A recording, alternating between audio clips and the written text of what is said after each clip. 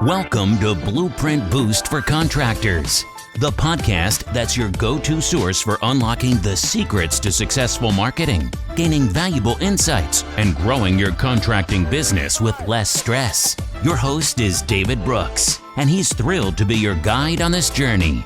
As a seasoned expert in the contracting industry, David understands the challenges you face. That's why each episode is crafted to provide you with actionable strategies and proven blueprints to boost your business to new heights. Hello, everyone. Welcome to another episode of the podcast. I'm your host, David Brooks, powered by Contractor Rhino, your go-to source for all your digital marketing and accounting needs for the trade. This episode, we have a guest with us, and I'll allow him to introduce himself. What's up, everybody? This is Benjamin Janeway. I'm the owner of Kiss My Grass Landscaping, where we cut grass, not corners. I operate in the Valdosta metropolitan area and surrounding areas in Lowndes County. All right, excellent. Glad to have you. Yeah, excited to be here, man. First podcast I've ever done, so. Well, great. Well, we hope it's a good first time and everything goes smooth for you. Could you tell us a little bit about how you got started? Yeah, actually, it was kind of a tongue-in-cheek moment. I was where I live down here in Valdosta, which, by the way, just a quick shout out to all the survivors of Hurricane Helene. That one really tore us up pretty bad. But yeah, so I was actually out here mowing my own yard, and it was Christmas Eve. And under my breath, I said, "Man, this grass can kiss my, ASS." That's what I thought to myself. And I'd been wanting to open a landscaping company for a while, and it just clicked right then. I was like, "Man, I'm going to do it, and that's going to be the name if I do it." So I started it in about 2021. I will tell you on a side note, the other one that I had, we have armadillos down here, and they'll dig in the yard for grubs, so they'll leave a lot of holes. And the other name I almost went with was grass, and then the ampersand symbol for and then holes, and put it so close together it looked like Grass Holes Landscaping. Nice, nice. Yeah, and that's it right there. That's the key thing right there. What you just did. When I introduce people and I tell them the name of my company, they usually laugh and they have a chuckle. And anybody will tell you, praise be to God, I can sell ice to an Eskimo. So anybody will tell you, if I can disarm you with a smile and make you laugh as soon as I'm introducing myself, then I've kind of already got my foot in the door. And the bonus that I bring to the table is I'm not trying to sell you a car. So I'm not trying to BS you and talk it up. I'm selling you my spine, my labor, and my work principles. And those simply can't be beaten by anyone. Yeah, and that's nice that you mentioned having those principles and really trying to stand on your values. And I know that that's have helped you develop some good relationships with your customers. Can you give us just maybe an experience or two of how that worked over really well for you? Yeah, I can give two of them. Let's see, one of my clients, I just started out taking care of their yard, and then it got to the point where they wanted me to work in their flower beds. A lot of times I'll get that right there around the holiday season. I don't know if it's the in-laws or whatever, but a lot of people want their flower beds taken care of and stuff. And I had the privilege of taking care of one of my clients while he's going through some chemotherapy, some cancer treatments, and man, I just went out there and mowed his yard like I normally do, and I let him catch it up when we got out of the hospital. And then I could tell you about a bad experience that I had. I did have a client that was, unhappy with, I guess there'd been some miscommunication about the price. So in order to take care of that, I mowed her yard for free. So, I try to go above and beyond when it comes to customer relations like that. And that's really the key there. And I hope to today on this podcast, I hope to give some good advice. I hope the good advice sticks and any kind of bad advice goes away. I don't think I'll be giving any bad advice because my goal is to, give some starter tips. If you can remind me, I'll elaborate on it further if we don't get to it in your questions. But I try to go by the rule of three. So, that's like I always try to have three things, a backup for the original and then a backup for the backup. So it's all about redundancy. and just three with everything. I try not to have more than three jobs going at one time, lest I become overwhelmed. That type of stuff. Yeah, I like that. Let's get into that. Like tips for somebody if they're just trying to get things going. Yeah, have multiple vendors. Try to buy your equipment from one main location, but buy equipment from, buy some small equipment. For example, I got my mowers from one tractor supply company called Crystal Tractor, and they I bought all my mowers from them, but then I went to Southeastern Power Sports down here and I bought a leaf blower. Then I went to another one, Powell's Outdoors, and I bought this self-propelled push mower. Yeah, and the reason that I do that is I want to have multiple vendors. So, like, well, let's say where I got my Bobcat mower from Bobcat and Valdosta. Let's say they're a little too busy. They've got too many mowers ahead of me, and I need to get mine fixed right away. Well, then I've got a couple of other vendors I can check that I've bought equipment from.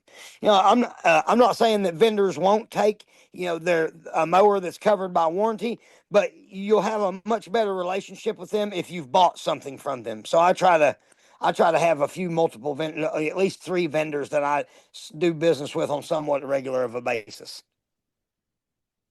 That's good tips. Having that relationship with those vendors can definitely go a long way, right? Yes, sir. And a lot of people you'll find they will barter with you. I have to give a big shout out to Tracy with Permanent Pinup. She's a tattoo artist. I love artwork. I like tattoos. So like, she's got a project coming up. It's going to be about $500. Well, we've worked it out to where $250 of that I'm just going to take in tattoo time because I like tattoos and she happens to give them, and then the other 250 she's going to pay me in cash. So you will find that definitely use the barter system. It will make your relationships even stronger. Yeah, so like you leveraging that relationship, and I'm always a firm uh believer in, it everything doesn't have to be like a service cash transaction. There could be other, like you said, trade-offs there that may be available. And people appreciate that. That goes a long way if it works for you. Now, for everyone that may not work, but it's definitely a good system and it's also great for building rapport and relationship with people because now they're like, hey, look, this worked out really well. If I know a coworker or a family member, I'm definitely going to refer them to you. Yeah, absolutely. And that's another thing I would say. Have some sort of referral bonus program. Like I will give if a client sends me a customer, they get a 10% commission off of the first job I do for them. And then I'll tell you what, I'll actually give away a big, big secret that I do that I don't think that most landscapers do it. And that is, and this is more just in the landscaping profession, like I'll develop good relationships with real estate agents. I have a few real estate agents that if I'm taking care of any property that is for sale, they get a recurring bonus. Like let's say you refer me to Joe, your neighbor. Well, Mr. David, you're going to get a 10% commission off the first job I do for them, but that's it. However, if you're a real estate agent and you've got several properties, or I've had this happen. What I'm about to say, I've had happen twice actually. I've had landscapers come up to me that are too backed up, and they've offered me a job that they turned down because they were too busy. Those type of clients, if I take care of them, they get a 10% commission every single time I do the yard.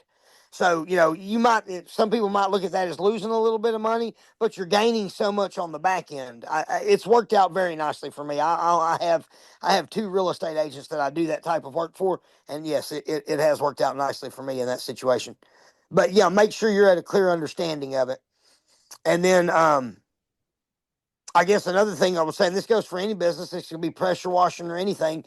Try to bundle your services. For example, I have to give a big shout out to Outback Steakhouse of Valdosta.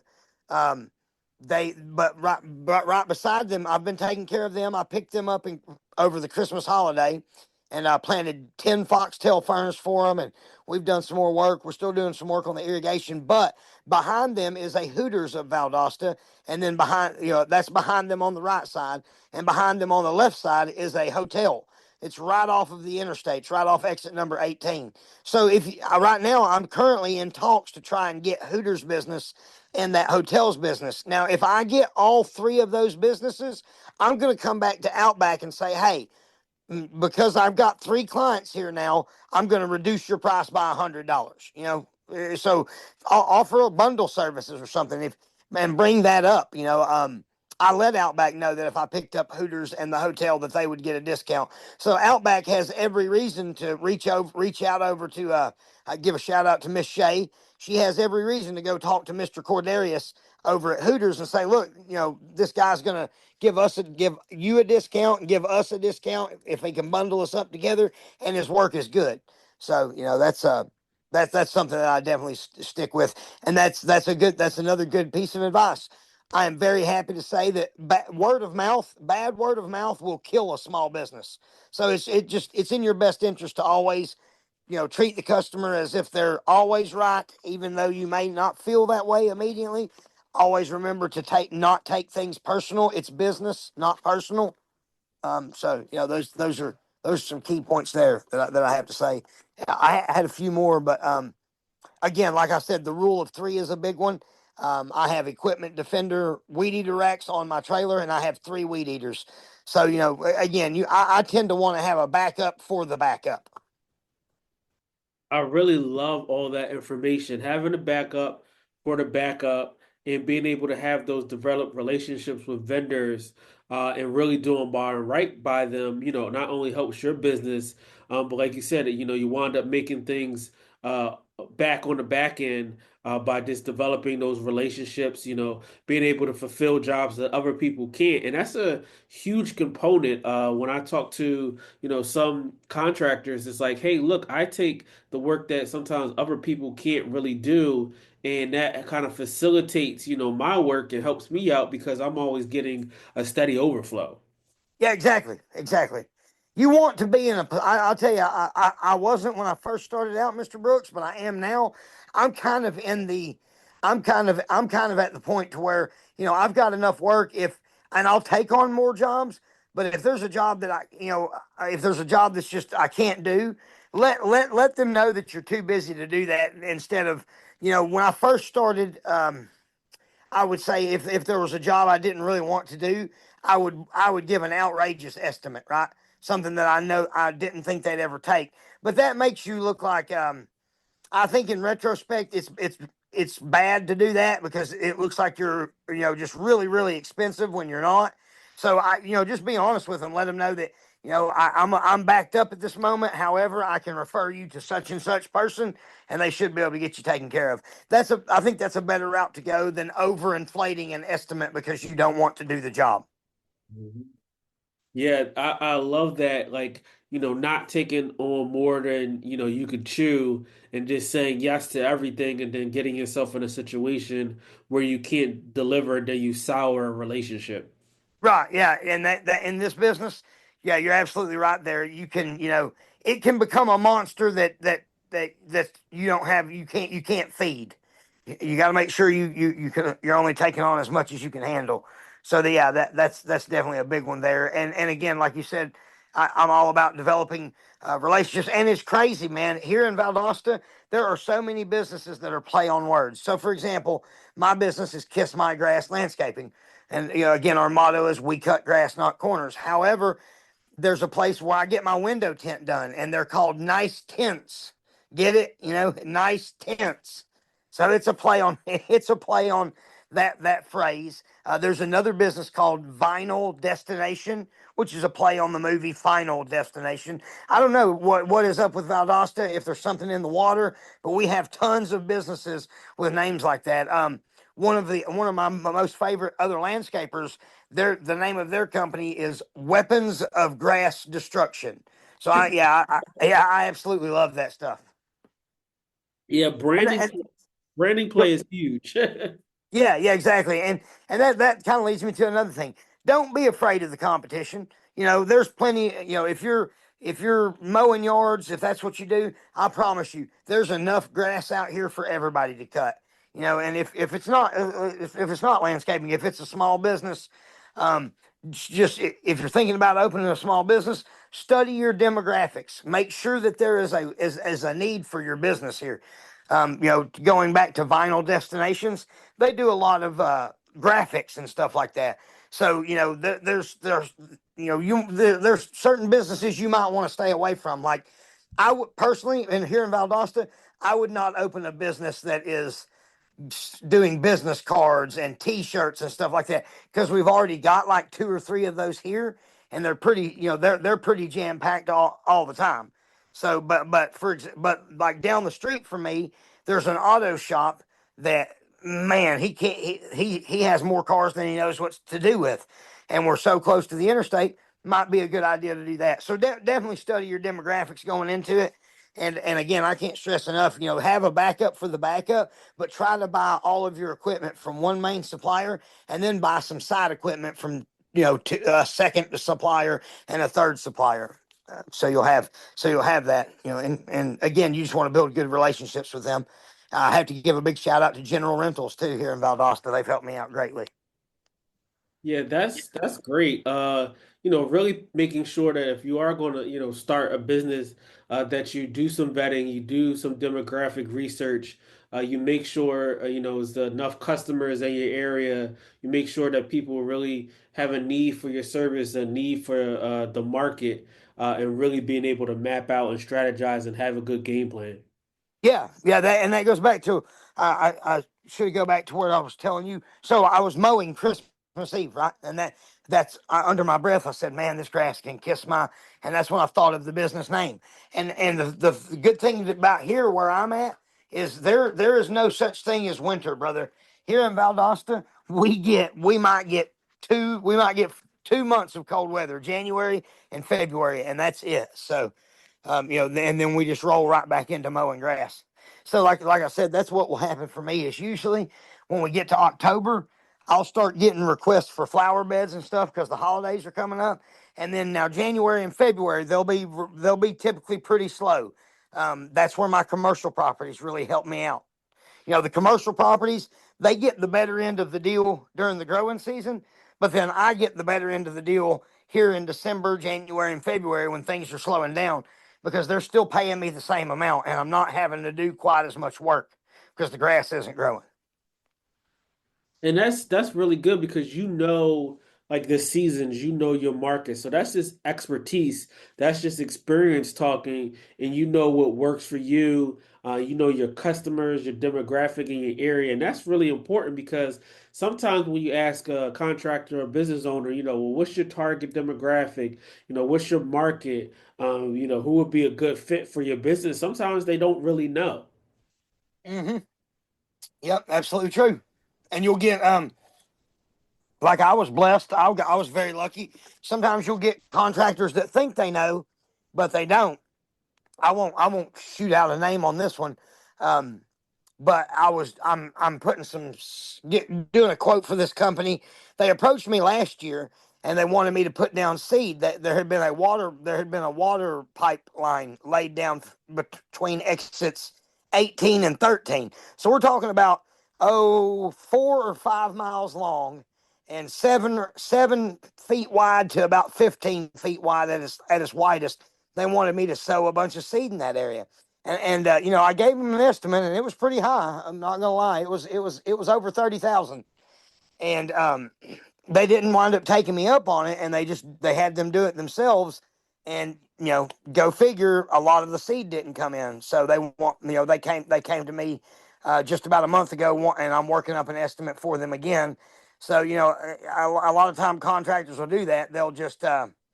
They'll think they know what they're doing with the landscaping, but they don't realize it. So, because like for example, what they should have done that they didn't do is what we call overseeding. When you're laying down seed, the law of nature, pretty much 25 to 30% of that seed is either going to be die, it's not going to germinate, or it's going to get eaten by birds or something like that. So you really want to overseed the property. So I know that digressed for a moment, but that's getting to your point of a lot of time contractors don't know the small, minuscule details that a landscaper knows. And unfortunately, sometimes when you're landscaping, you don't know what you're getting into till you get into it. We were, for example, me and my crew leader Matt and one of my crew members Justin. We were out doing a fire bed on a property, and by the time we got on the mulch out, the old mulch to put new mulch in, we started hitting a railroad tie with our shovel. Turns out that house had another flower bed that had just been buried with 20 or 30 years of soil. So, I had to, of course, I had to stop immediately and call the customer up and let them know, hey, this is where we're at on this. So that's one thing. That's a big one that I would like to stress. Even though the name of it is called an estimate, you need to put in that estimate that the final cost may vary because by law, and I know this from a debt collection case I had to go to, even though it says the word estimate in there, if you just put down a number like $1,500, then you're expected to hit that number. So in your estimate, you should always put something about the final cost may vary. Okay. And I love how you put that with the estimate part because sometimes that's overlooked and it can come back to bite you, right? Oh yeah, yeah, and it's not like a car. I mean, when you're looking at a car, okay, the alternator's bad on the car. Let me look up the price of an alternator. I'll charge them that. Maybe I'll mark it up 10%, and then I'll charge them an hour worth of labor. Landscaping is not like that. I wish that it was, but it is not like, okay, I can just look at this one part and tell everything I need to know and give you an estimate right down to the penny. It just doesn't happen usually because you're always running into something that you didn't see. Might have been buried by soil or whatever. And you'll get clients. I have to give a big shout out to Outback Steakhouse of Valdosta. I really have to give them a big shout out because I got them at a time. My mother has passed, my father had passed away, and we picked them up during the holiday season, which this has been a very rough holiday season for me. So I can't thank them enough. But they are so happy with my work that they don't even want me to give them an estimate. Just do the work and bill them when they're done. When you have a client that puts that much trust in you, it's an honor and a privilege. That's the way I consider it. So, I mean, as long as I'm not having to do something crazy like an entire flower bed renovation, they are okay with me just doing the work and sending them the invoice. So, you never want to take something like that for granted because I can promise you everybody that's pulling in there is seeing my sign that they let me put on there. So that's the other thing is your yard is my business card. I don't want someone to say, "Oh man, who did your yard?" "Oh, Kiss My Grass Landscaping did," and your yard looks like a nightmare. I want them to be like, "Wow, who did your yard? This looks great." You know what I mean? I love that because yours representing your business and the quality of work and the customer service that you're giving is speaking volumes for the relationships that you have with your customers, trusting you to be able to do a good job and to be able to deliver and where they don't even have to worry about you. And I think people overlook that and they say, okay, let me get these customers, let me get these customers, and then they don't take good care of them and they don't, extend the contract. They don't have a chance to come back and do more work, all because they didn't really develop the relationship and didn't do a good job for them. Absolutely, absolutely. No, you're hitting the nail right there on the head, and that kind of segues into if you're confident in your name and you like what you're doing, trademark it. I trademarked Kiss My Grass Landscaping, and we're having to do an appeal because there's another company and their motto is "Let us kiss your grass." I have no idea why that's causing a conflict, but we're going to write an appeal so that we can finish the process of trademarking my name. You want to be careful about things like that. If you feel like you've got a good name, a good motto, trademark them and trademark the logo. I have right now, unfortunately, or fortunately, depending on how you look at it, it is a double edged sword. There are about because I'm really close to the interstate and whatnot, there are about 5 or 6 people that have called me looking for a Kiss My Grass Landscaping that's in Atlanta. And then there's one in Macon and there's one in Live Oak. There's been like 5 or 6 of them crop up since I started doing it. So, pretty soon, once I finish trademarking everything, they're going to get a cease and desist letter or they're going to pay me a franchise fee. So yeah, I didn't think I was going to do it at first, but hey, if Kiss My Grass Landscaping becomes the McDonald's of landscaping and spreads out like that, I would love nothing more than that to happen. And, so that's hopefully we'll get there. If they hopefully they'll want to, if they've gotten as far and deep in it as I have, I'd imagine they'll want to keep the name and just pay me some sort of franchise fee. And I would probably be one of the most relaxed franchise owners ever. Because that's the one that a lot of people are hesitant to get into a franchise because you have to do things a certain way, and I would be a lot more relaxed in it.